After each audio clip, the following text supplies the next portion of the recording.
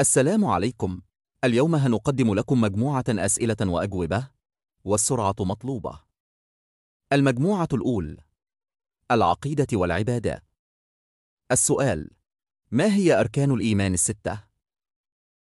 الجواب: الإيمان بالله وملائكته وكتبه ورسله واليوم الآخر والقدر خيره وشره. السؤال: ما هي أركان الإسلام الخمسة؟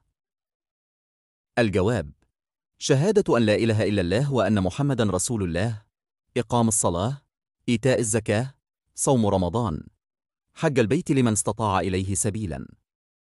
السؤال: كم عدد الصلوات المفروضة في اليوم والليلة؟ الجواب: 5 صلوات. السؤال: ما هي السورة التي تعادل ثلث القرآن في الفضل؟ الجواب: سورة الإخلاص. السؤال: ما اسم الصلاة التي لا ركوع فيها ولا سجود وتؤدى على الميت؟ الجواب: صلاة الجنازة. المجموعة الثانية: الأنبياء والرسل. السؤال: ما هو اسم النبي الذي ألقي في النار ولم يحترق؟ الجواب: النبي إبراهيم عليه السلام. السؤال: من هو أول الأنبياء والرسل؟ الجواب: النبي آدم عليه السلام، وأول الرسل هو نوح عليه السلام. السؤال: ما هي المعجزة الكبرى للنبي محمد صلى الله عليه وسلم؟ الجواب: القرآن الكريم. السؤال: من هو النبي الذي ابتلعه الحوت؟ الجواب: النبي يونس عليه السلام. السؤال: من هي المرأة التي سميت بأم المساكين؟ الجواب: زينب بنت خزيمة رضي الله عنها، وهي إحدى زوجات النبي صلى الله عليه وسلم. المجموعة الثالثة: القرآن الكريم والسيرة النبوية. السؤال: ما هي أطول سورة في القرآن الكريم؟ الجواب: سورة البقرة.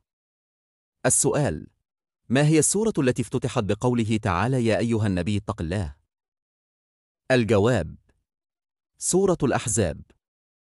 السؤال: ما هو الغر الذي نزل فيه الوحي على النبي محمد صلى الله عليه وسلم لأول مرة؟ الجواب: غار حراء. السؤال: ما هو أول مسجد وضع في الأرض؟ الجواب: المسجد الحرام، الكعبة. السؤال: من هو الصحابي الذي اهتز لموته عرش الرحمن؟ الجواب: سعد بن معاذ رضي الله عنه. المجموعة الرابعة: الفقه والأحكام. السؤال: ما هو أول ما يحاسب عليه العبد يوم القيامة؟ الجواب: الصلاة. السؤال: ما هو حكم شرب الخمر في الإسلام؟ الجواب: محرم، وهو من الكبائر. السؤال: ما هي الليلة التي أنزل فيها القرآن الكريم؟ الجواب: ليلة القدر. السؤال: ما هو اسم الموضع الذي يقف فيه الحجاج بعد صلاة الظهر يوم عرفة؟ الجواب: عرفات، وتحديدا عند مسجد نمرة. السؤال: ما هو التكليف الذي يرفع عن المجنون والصغير؟